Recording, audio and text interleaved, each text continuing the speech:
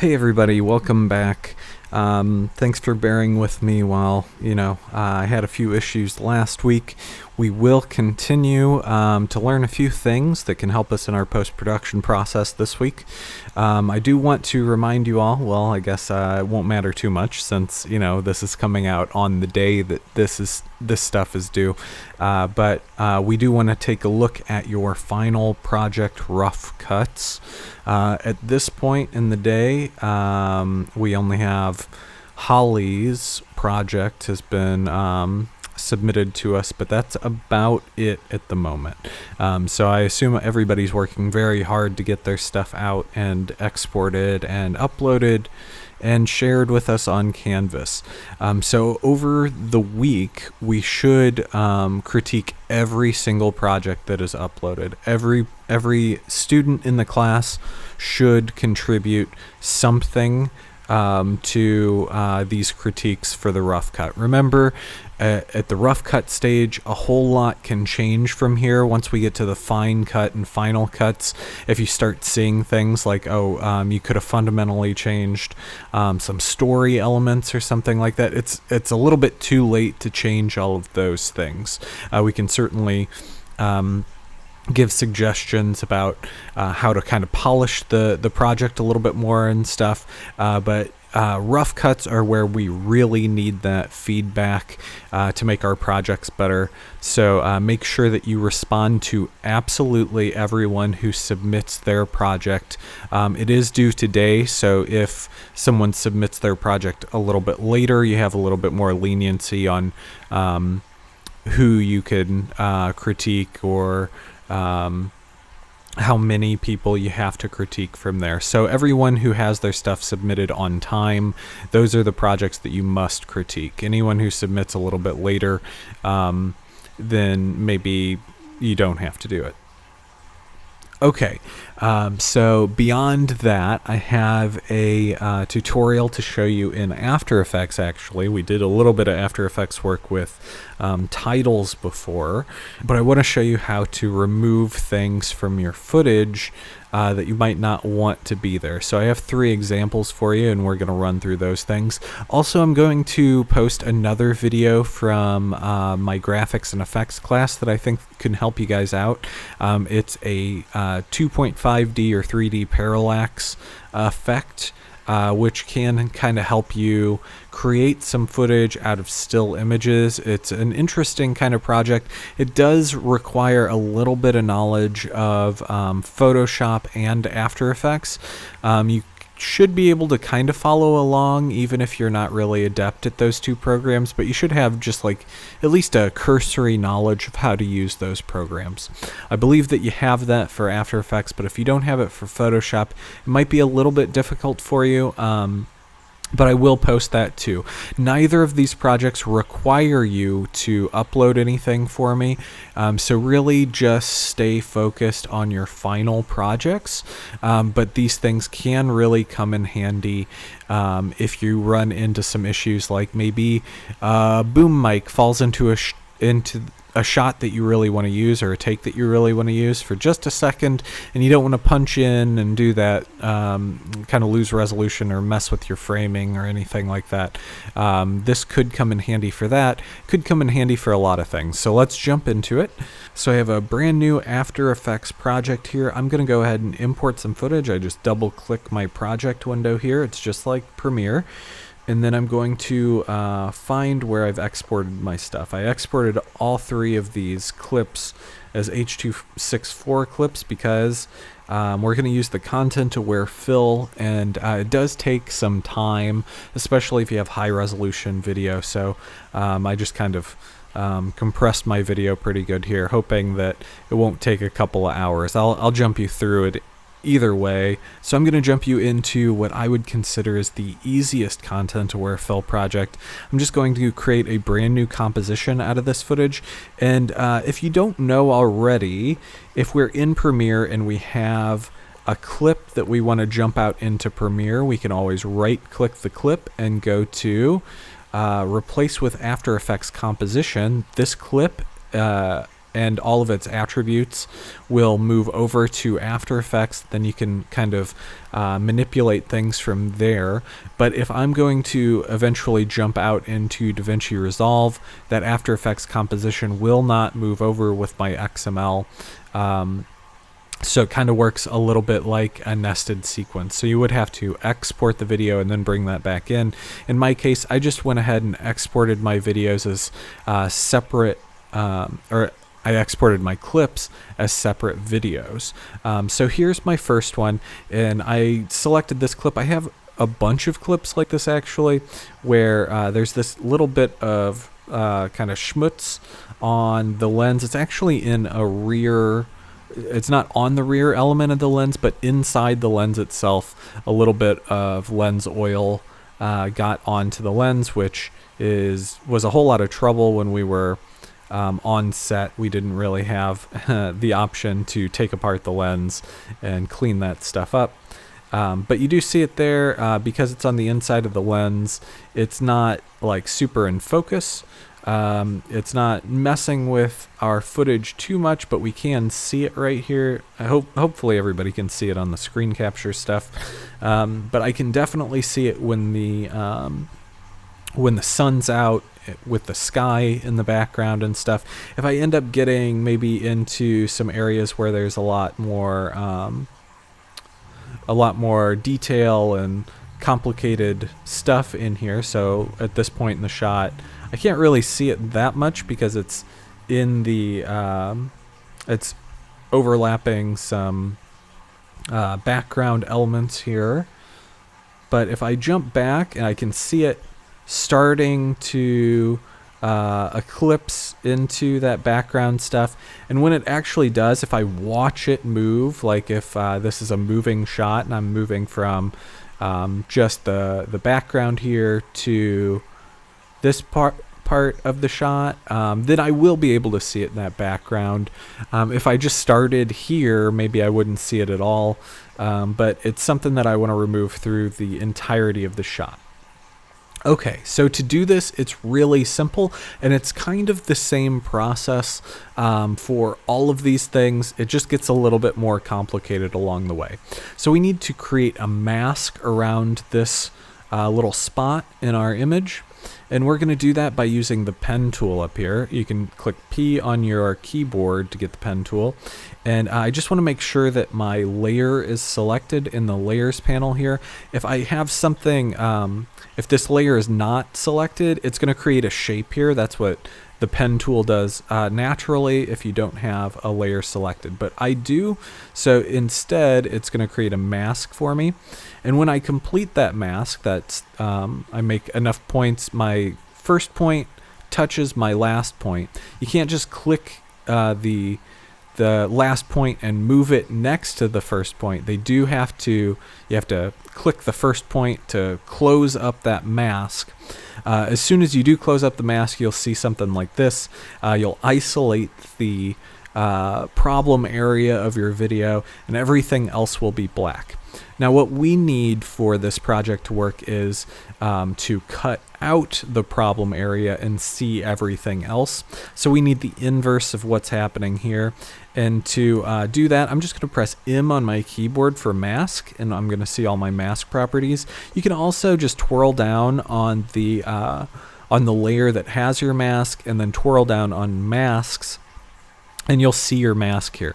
We can change that mask outline color if we have trouble seeing that. Maybe if it was a kind of blue color, it might be a little bit of trouble to see like the Bezier handles and stuff there. But if I click this and maybe make it yellow, it's a whole lot easier for me to see. You can certainly do that if you need to. Certainly not necessary for the project. I am going to feather out this this mask a little bit. It is high resolution, so my feather might be it's pretty subtle on my screen at 22 pixels, but if yours is maybe like a 720p piece of footage, then maybe you don't want to do quite as much of a feather. And if your spot isn't quite as out of focus as mine, then, you know, you might not need as much feather either. Okay, so I do want to invert this mask. I can click this inverted button here, or I can click the drop down next to mask and I can just click subtract, and then that's actually what I want. I want to cut out that area that is a problem area for me. And if the mask path that we're seeing here is a little bit too in your way, you can click this little button right here, toggle mask and shape path visibility, and that can kind of turn off. So I can maybe see my feathering a little bit better now without that there. I would play this back and make sure that I don't see any of that spot throughout my footage. And even at this export, it's having a little bit of trouble struggling through the high resolution. But I do see that my schmutz is cut out of my video here all the way throughout, and that's because it's on the lens. So no matter how the camera moves, it's always going to occupy the same place on my video, regardless. Even with camera blur and stuff, it's always going to look exactly the same. Okay, from here, I'm going to open up the Content Aware Fill panel. And if you don't have that in After Effects already up, we can go to Window and then Content Aware Fill. We click that on, and we should be able to see some options here. Now, there's this alpha expansion, which means that you can expand your mask outward just a little bit to get some edges that wouldn't be gotten otherwise. So if you have a feather on your mask, you certainly want to turn that up, and turn that up beyond the pixel range of your feather that you have turned on.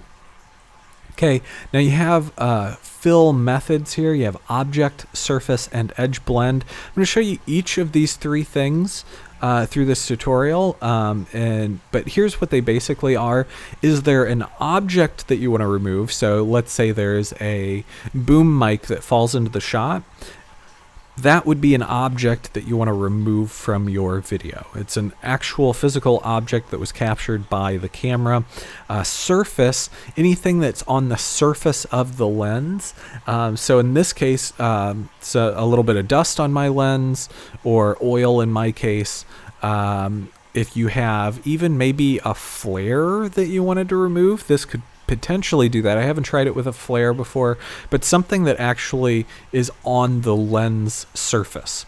And then finally, edge blend is like a sort of down and dirty quick way to work with Content Aware Fill. It will go much faster than these other two options, and what that's going to do is just blend the edges of your mask. So in this case, it would blend all of these outside edges inward. That way, it's going to fill with the pixels around it, which can work in a pinch and can certainly work if you're trying to work really quickly. And it might be a good place to start just to see if it would work for your project, because it is considerably quicker. We are going to click surface for this one. I'm going to do my range is my work area. So that just means this bar here, I can trim down my work area if I thought that I wasn't going to use all of my video here and just like a portion of it. So now my Content Aware Fill would only work for this first like second of my video. I am going to expand this all the way so you can see what happens when it overlaps into that background element here. But when I'm ready, I'm just going to click Generate Fill Layer, and the AI is going to do its business. I do have to save this After Effects project file before I get started, so I'll probably just call this Content Aware Fill tutorial. That way I can delete that later and not worry about it. So now I've clicked save, and it should generate. There it starts it's starting to go. It will take some time. It is 239 frames. It says so right here. You see that it's creating a bunch of PNGs for me, a PNG series to lay on top of my original footage. You see that it's going to analyze, and this is going to take a while. So I'm just going to let this run in the background. I'll time lapse you through it, and we'll see what comes out on the other end. In the hopes of getting this thing done on time, I'm not going to let this finish entirely. I'm going to go ahead and show you how to do the other content-aware fill things. So this is coming out. The analysis didn't take that long. It took quite a few minutes, but the actual rendering of these files is taking an excessively long amount of time. So again, if you're working with high-resolution video, this is 6K video and stuff, and you're doing it on, say, a laptop like me, this will take quite a bit of time. But here's what's going to happen. It will analyze the entirety of the video, and then it will render out PNGs. And it is a PNG sequence, which you could potentially bring into, say, Premiere and use that as an overlay on top of your original image.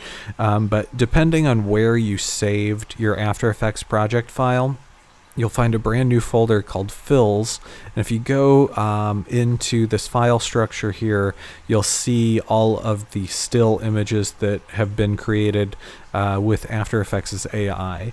So if I take a look at it, it's just going to be a spot of blue sky that is intended to be laid over the original video, and that will automatically generate on a layer above the video that you were working on. Your fills folder will generate inside the project window here, so if you want to take a look at what's going on frame by frame, you can certainly do that there.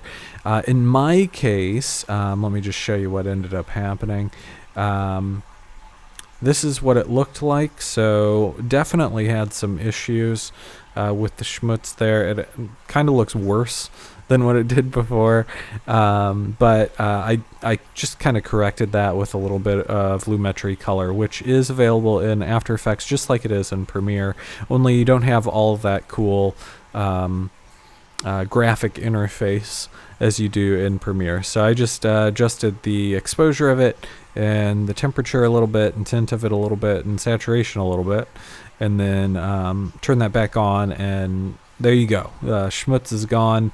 Probably took a lot more time than just kind of correcting out that little bit of exposure difference that actually existed in the original video. But if it's a much more complicated image, or like it changes over time, say like I'm throwing focus from here to there and it's something on my lens, then maybe this content aware fill makes more sense for your project. I'm just going to go ahead and stop this one right now, and I'm going to jump into a different example, this edge blend. So here we have another bit of footage. I have burned in timecode. Don't pay attention to that. We're not taking that out of our image, but we have this set that we built, but you do see like one of the seams pretty good here. So we're pointed right at one of the corners of the set, where this is a spot where it was just put together with jacks and not really like kind of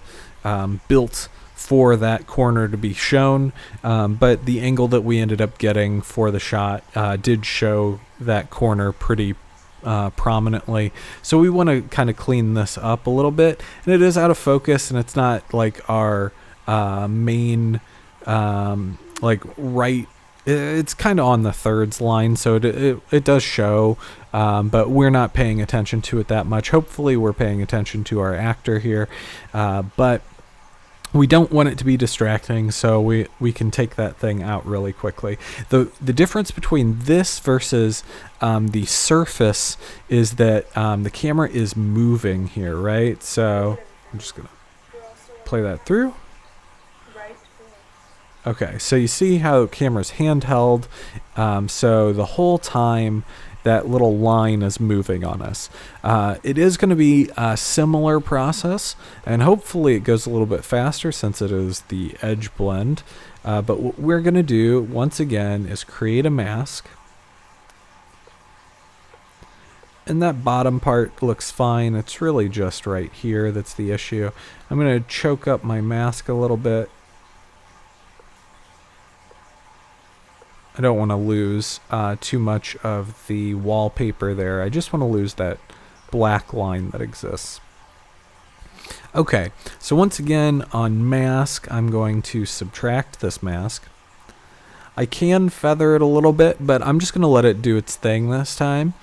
So mask is there, it is subtracted, but because it moves, if I play this forward, we're going to see that our mask doesn't work for us. Now, we can do this all manually, but I think the best way to start is to see what the AI will do in terms of motion tracking. So if we right click our mask here and go to track mask, okay, and then we want it to adjust position, rotation, scale. So we're not moving in and out, so we don't really need the scale to change at all. But we do need the position and rotation. Since it is handheld, it might rotate very minorly, but mostly position. And if the rotation goes crazy, like it couldn't track properly, we can just switch it over to position, and that should probably work too. We're going to go ahead and analyze forward. You see the analyze buttons here on the tracker window. By the way, if tracker window doesn't open automatically for you, it absolutely should, but if maybe it gets closed or something, window then tracker will get it right back up for you. I'm going to play that forward. We're going to analyze forward and see how it does.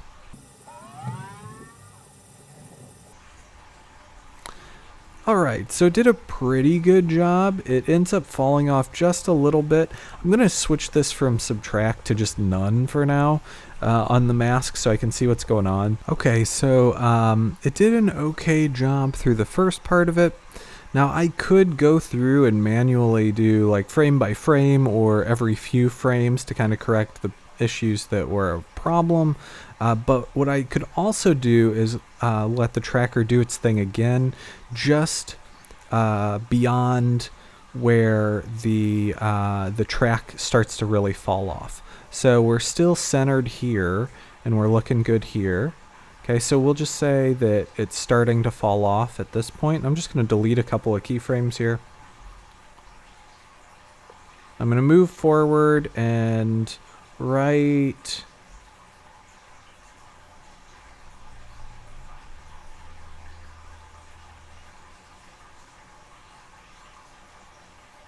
And right about here is where it's completely fallen off.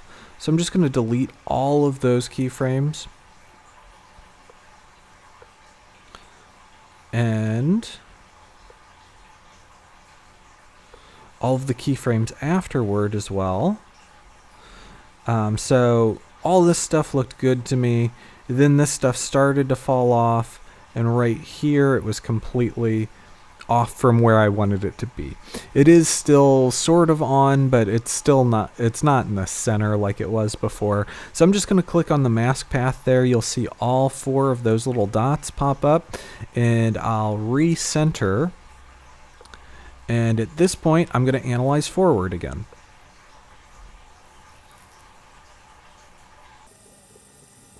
Alright, so not a bad job there. I can analyze forward from the last place that I was to. I would expect it to fall off again, but we're just going to stop it whenever it's starting to. So we stop right there, and we'll just kind of correct it a little bit. Maybe lose a couple of the keyframes before.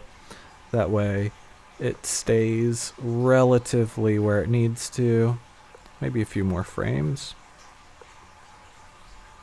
So this is like a cheap way of rotoscoping.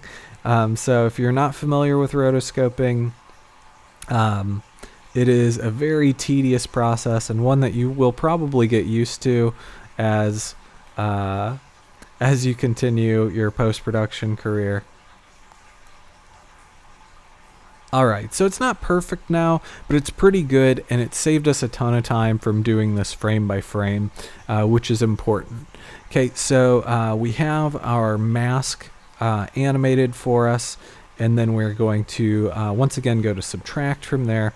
Then we'll go on over to the content aware fill window. Open that up. We don't have to add as much alpha expansion as we did before. We have no feather there. And we don't want the surface mode. Instead, we just want edge blend. And we do want this over the course of the entire work area. And we will click generate fill layer. So it's going to do the same exact process, but you see it's already working a whole lot quicker through the analysis. It's just looking at the frames or the pixels around the mask itself, and then it's going to bring those things in. What I would expect to happen is this corner comes out really well, but maybe the little wooden bar at the bottom area of my frame, maybe that area comes out a little bit funky, and we would need to refine our mask further. So I'm just going to let this go in a time lapse for you, and then we'll take a look at what comes out on the other side for real this time.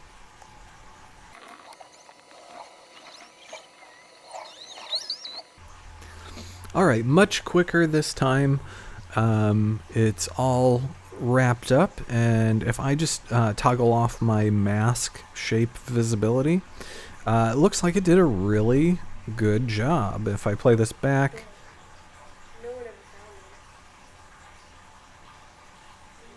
there are just a couple of issues. We can see that wallpaper kind of moves here, and we could potentially clean that up with our mask and redo this thing. You wouldn't have to redo everything, you just have to redo the generate fill layer after you've messed with the mask a little bit. So I can see just a little bit of something happening right here. But there's also this other thing that would be happening, especially if you shot in low light or just a high ISO, and that is the grain won't match exactly. So it's copying these pixels out of here, but it's really just bringing in the pixels from the outside edge, those colors there, not like it's replicating any kind of grain. But we can do that with an effect in After Effects. If we search for an effect called Match Grain, there it is, Match Grain. We can drag and drop that onto our fill layer, and we want to tell it our source layer is actually the original video. And then it can grab grain from any area of our video. So since it was,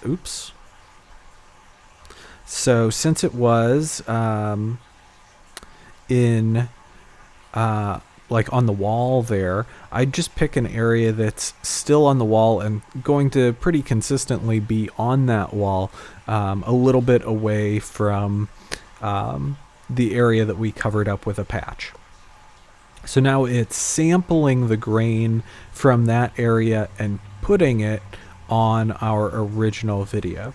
So it's going to be this kind of subtle effect here, but it's important, especially if you're going out to like a larger format screen. So if you're going to go out onto a big projector screen or something, you want to make sure that that is pretty seamless. Now we could add an additional layer of grain over the entire video. I highly recommend doing this for a lot of graphics work and stuff. It kind of flattens things out, it hides imperfections and stuff. But if you do add like an additional layer of grain, you are adding a lot more noise to the original image, obviously, right? So if you have a nice, clean, crisp image, it still has a little bit of grain in there. So definitely use the match grain still. But if you want to, if you don't want to add any visual noise and you want to keep your stuff looking nice and crisp, just the match grain. If you don't mind adding introducing a little bit more noise to it, adding an additional noise layer can help you, especially if it's like a night scene or something like that. Then additional noise makes a lot of sense. All right, so that's the easy one, and yeah, certainly we could refine it a little bit. You can see how the mask moves off, especially in that area that was a bit of an issue for us before. And we could clean that up a little bit more, but that is a good example for you down and dirty quickly. Okay, there is one more that I need to show you, and we probably won't look at the entirety of it because it is the most processor intensive content aware fill thing that we can use, and that is the object removal. So I'm going to go ahead and create a new composition out of this other shot. I'm just going to turn down my work area here, that way I don't run into too many issues. Even then, I'm probably not going to go through the entirety of this workspace area because it just takes so much time.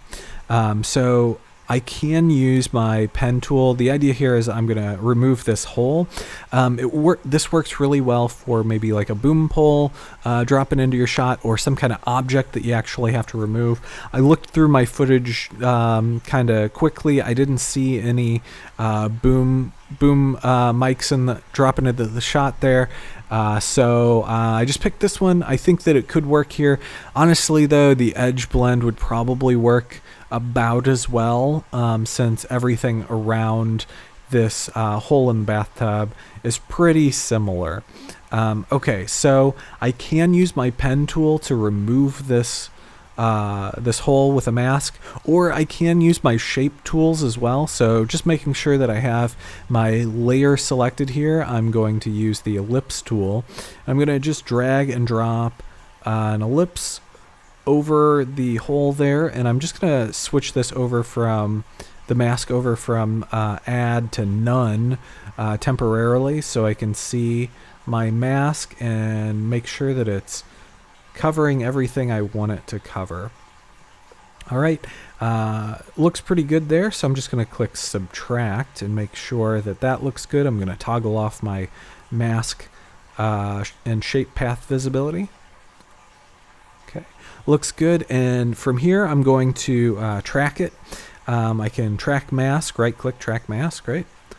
And then it opens up in tracker here, position and rotation. In this case, maybe I'll just click position and see how well it does.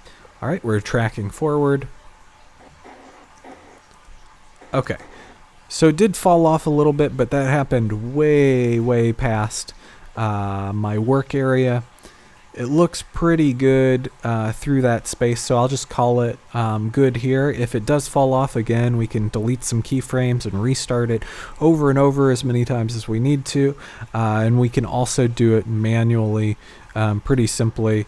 Keyframes are already selected on for mask path, but I could even like adjust the entirety of the shape. So if I'm way out here and I grab my mask, I can adjust I'll move it way out here so you can see what's going on. I can adjust where it is, but I can also adjust the shape. So if I click away for a second, you see all of those solid squares have turned into solid dots, and now I can adjust the shape in case, you know, that hole was an amorphous blob and needed to adjust there. And then you see over from the last keyframe to the newest keyframe, the adjustment takes place. So you should be familiar with this inside Premiere. Same thing goes here. Okay, but we are just dealing with this work area.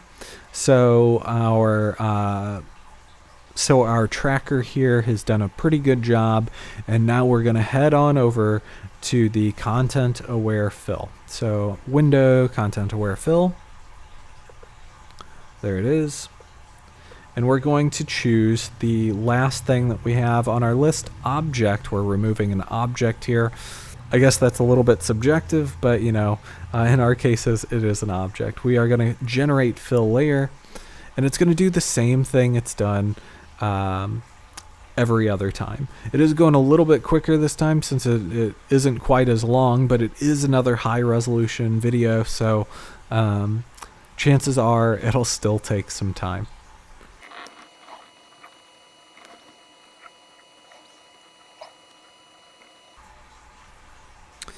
All right, so it finally finished up. So we looked at several, so that took several minutes for just a little bit less than 1 second of video. But the result is pretty good.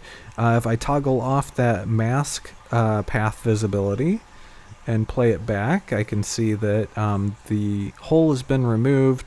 There might be just a little bit of a hump with the shadow here, but considering that there's plenty of those across the line, I don't think that it's going to be noticeable at all. It's done a remarkable job here replicating the shadows and even the bit of artifacting that took place when I exported this as an H.264. So everything translated really well with the object removal. But something to keep in mind is it takes a long time to process. Once again, if I wanted this to look really nice, I would add a match grain. So just to remind you guys, that's under effects and presets here, match grain, click, drag, and drop. Then we go under effect controls. We make sure that the noise source layer is the actual video. And then we set the sample point to be somewhere similar to where that hole was. Okay, and then we have our everything done that we need to have done, and we have a completed little project here. So if all I needed from the shot was a second, then we'd have exactly what we need. We could export this thing. We could even just save it as an AEP, an After Effects project file, and import that into Premiere and use it like you would with any other footage. That would mean that when you export the final video, it will take a little bit more time there to export, and sometimes it causes issues with exporting. So if you have a ton of processing that needs to happen in the short little frame, and in your export on Premiere it reaches that point on your timeline and stalls for long enough with those first couple of frames, Premiere's going to think something's really wrong, and then it's going to give you an error and stop the export. So the best thing I could suggest to you guys is to actually export out of Premiere and then import that footage into Premiere from there. That does mean that you have double the compression, but just make sure that you export in a format that is really good as like a mastering format out of After Effects, and you should be good there. So there's a quick little tutorial for you inside After Effects. Again, this is a very easy thing to do, just very time intensive, right? So if you have masks that are really complicated, say something crosses in front of the frame, then you really have to refine that mask and animate it. Almost certainly you're going to have to do it manually, at least when the thing is crossing through the frame. And then, let your computer do a whole lot of stuff. Maybe go do something else and come back to it as it processes these things. So can come in handy for you, especially in your final projects. If you see any issues with some takes that you really liked, but maybe there was something amiss in those takes, you can just pop those things right on out of there. So that's basically it. Keep working on your final projects. Make sure you have those things posted, and reply to everyone who posts their rough cuts so we can get some appropriate feedback and stuff, and get some good direction heading into the fine cuts. You will have a fine cut due, but I'm not going to make that due for you this coming week. Probably the following week. We'll see how everything comes out with the rough cuts first. Okay, so focus on those things. Just be aware that this does exist if you need it. All right, I'll see you all next week.